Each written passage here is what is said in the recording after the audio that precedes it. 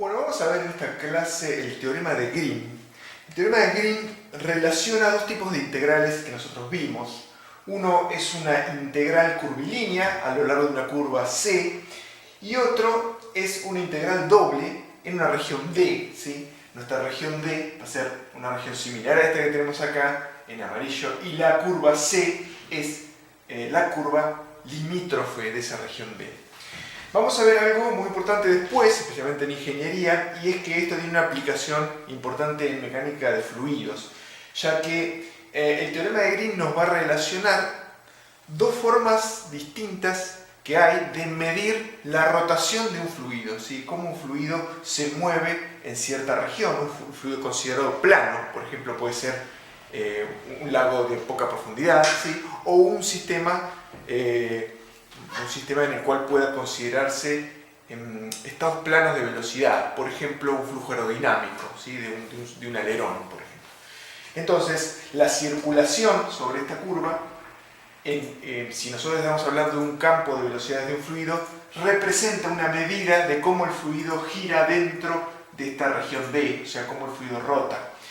Y la integral doble que vamos a ver es la integral doble de algo que se denomina rotor de un campo de velocidades, que también nos va a dar una cuantificación de eso mismo, de cómo un fluido rota. La diferencia es que la integral curvilínea es una rotación promedio, la integral doble va a ser una rotación pero medida desde el punto de vista microscópico. Eso lo vamos a ver un poquito más adelante cuando vemos la interpretación física, pero eso es lo que por hoy les voy a adelantar. Entonces, el teorema de Green nos va a relacionar, como dijimos, dos tipos de integrales vistos. Uno es una circulación, ¿sí? Una integral curvilínea de un componente de un campo vectorial, y la otra va a ser una integral doble. Entonces, primero vamos a hacer una convención, vamos a suponer una región como esta que está acá, una región D, y su curva limítrofe C. Entonces nosotros vamos a definir como orientación positiva de esa curva C si el recorrido se realiza de manera antihoraria, o sea que si uno hace este recorrido en contra de las agujas del reloj, como se muestra acá, en las flechitas, uno recorre la curva en dirección contraria a las agujas del reloj. Entonces esa será nuestra orientación positiva. Recuerden que uno puede manejar cómo quiere que sea la orientación de una curva en base a la parametrización, o sea, uno tiene infinitas maneras de parametrizar una curva. Entonces hay algunas formas de parametrizar en las cuales uno recorre la curva en sentido antihorario y otras en que la recorre en sentido horario. Si lo recorremos en sentido horario, vamos a decir que la orientación de la curva C es una orientación positiva. Es una orientación negativa, perdón. Entonces, bien, hecha esa convención previa, vamos a definir lo que es el teorema de Green. Entonces, sea C una curva cerrada simple en el plano, ¿sí? El teorema de Green se define para estudio en el plano XY, ¿sí? Solamente en el plano, no en el espacio. Luego vamos a ver cómo se estudia esto en el espacio. Entonces se hace una curva cerrada simple o una curva de Jordan. Recordemos, una curva cerrada simple es una curva que no se intersecta a sí misma, salvo en el punto inicial y final, ¿sí? Tiene que ser suave o suave a tramos y orientada positiva, como dijimos recién, recorrida en el sentido antihorario, en el sentido contrario a las agujas del reloj. Sea D la región del plano limitada por esa curva C, la región interior, esa es la región amarilla que vimos recién, la región D es la que limita nuestra curva C, C es la curva limítrofe de la región D. Y supongamos dos funciones P y Q, funciones de dos variables, ¿sí? Funciones de X e Y, por ejemplo, que tengan derivadas parciales continuas en esa región D. Entonces, el teorema de Green nos asegura el cumplimiento de esa identidad matemática que nosotros tenemos acá. Y como dijimos recién, relaciona una circulación o una integral de línea de un campo vectorial, que es esto que está acá, con una integral doble de una resta de derivadas de esas funciones que vamos luego a darle un significado tanto matemático como físico. Entonces, el teorema de Green se puede interpretar como el teorema fundamental del cálculo para integrales dobles, ¿sí? Eso lo vamos a ver dentro de un ratito. Se lo debemos a este hombre que se llama George Green. George Green era un matemático inglés, era un matemático que él estudió matemática por su cuenta. O sea, él a los 35 años publicó su primer estudio.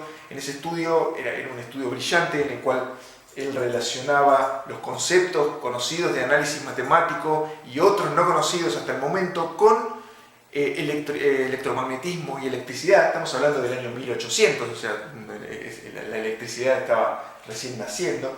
Y este hombre nadie lo conocía y de un momento a otro, a los 35 años, hizo esa publicación. Y él vivía en un pueblito de Inglaterra donde no había forma de que él aprendiera matemática. El tipo era totalmente autodidacta.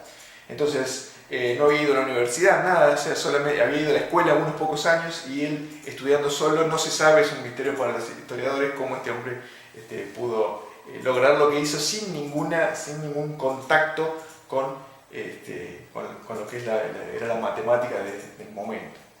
Entonces el hombre ingresó a la universidad a los 40 años, o sea, la edad que tengo yo. Él ingresó a la universidad y realizó sus estudios, fue brillante. Luego hizo posteriores contribuciones, incluso hasta parte de lo que es la mecánica cuántica. Unos conceptos que él desarrolló son específicamente en la resolución de ecuaciones diferenciales que se aplican a la mecánica cuántica. Fue el padre de ese tipo de métodos. Es un genio, George Green. Bien, entonces, como decíamos, este teorema se lo debemos a George Green y relaciona una integral doble con una circulación. Y dijimos también que puede ser visto como el teorema fundamental del cálculo, pero para un orden de integración superior. Nosotros conocemos el teorema fundamental del cálculo de análisis 1, hemos visto otras versiones, pero a ese me refería, a que vemos en análisis 1, donde nosotros lo que decimos es que si en el caso de una función de una variable, si nosotros conocemos una antiderivada de la función que estamos integrando, que es esta, entonces la integral definida es muy fácil de resolver y solamente hay que evaluar la antiderivada en el punto final y en el punto inicial del intervalo, hacer una resta. Este era el teorema fundamental del cálculo, o parte de él. Esto es lo que denominamos regla de Barrow. Fíjense que esta es nuestra función integral, que es f mayúscula prima. Entonces, por supuesto, f es una antiderivada de f mayúscula. Si yo agarro f y la derivo, obviamente obtengo esto. ¿Sí? Entonces, esto es otra forma de expresar el teorema fundamental del cálculo para funciones de una variable. De hecho, yo lo puedo dar vuelta, o sea, solamente invertir la igualdad y expresarlo de esta manera también. Entonces, esto tiene cierta analogía, o sea, tiene una analogía con el teorema de Green si uno lo observa con detenimiento. Entonces, acá en esta versión del teorema fundamental del cálculo para función de una variable, lo que tenemos es una función f mayúscula acá. Bueno, hay dos funciones, p y q, funciones de dos variables independientes. Y entonces, este término del teorema fundamental del cálculo lo que hace es, bueno, agarrar la función y la evalúa en los bordes de nuestra región de integración. En este caso, nuestra región de integración, al ser una función de una sola variable independiente, es un intervalo cerrado que va desde A hasta B, un intervalo de la recta numérica. Entonces acá lo que tenemos es la función que nosotros, o la función que está involucrada en esta versión del teorema fundamental del cálculo, evaluada en los bordes de nuestra región de integración. Acá también tenemos algo parecido, tenemos una integral, ¿sí? Pero tenemos en definitiva evaluación o una evaluación de estas dos funciones, p y q, en el borde de nuestra región de integración. Nuestra región de integración en este caso es la región D, una región del plano, y el borde o el límite o la región limítrofe de esa región de integración es nuestra curva C. Entonces, en definitiva, esto puede verse como la evaluación o una evaluación de P y Q de nuestras funciones componentes en el borde de la región de integración D. Por su parte, el segundo término del teorema fundamental del cálculo también tiene analogía con el segundo término del teorema de Green y es, bueno, en definitiva, una derivada de estas funciones que tenemos acá. Tenemos esta función f y tenemos su derivada aquí adentro, integrada en la región de integración, o sea, integrada en el intervalo que va desde A hasta B. Y acá lo mismo, tenemos derivadas de las funciones P y Q, de las funciones que tenemos de este otro lado, integradas, integral doble en este caso, en nuestra región de integración, que es D. Por supuesto, la integral tiene que ser doble porque estamos integrando en una región del plano. Entonces acá tenemos integral en la región de integración, acá también, y acá tenemos evaluación en los bordes de la región de integración, que es nuestra curva C, y en este otro caso es nuestros valores A y B, límites del intervalo, ¿sí? Entonces, puede verse como una expresión del teorema fundamental del cálculo para integrales dobles. También uno puede encontrar con este tipo de notaciones para la circulación. ¿Sí? Esto creo que no sé si lo hemos dicho en videos anteriores, pero como estamos hablando de una integral en una curva cerrada, uno puede, a veces la integral de la curva cerrada se expresa de esta manera, con el circulito, digamos, asociado a lo cerrado de la curva, o con el circulito con una flechita, ¿sí? Que indica el sentido de orientación, nuestra orientación positiva de la curva. O así también, esta versión da menos información porque acá no nos dice nada de que la curva es cerrada o no. Acá se asume que la curva es cerrada en la definición del teorema de Green. De esta manera, bueno, uno tiene un símbolo que nos dice directamente que la curva es cerrada. Todas las formas son válidas.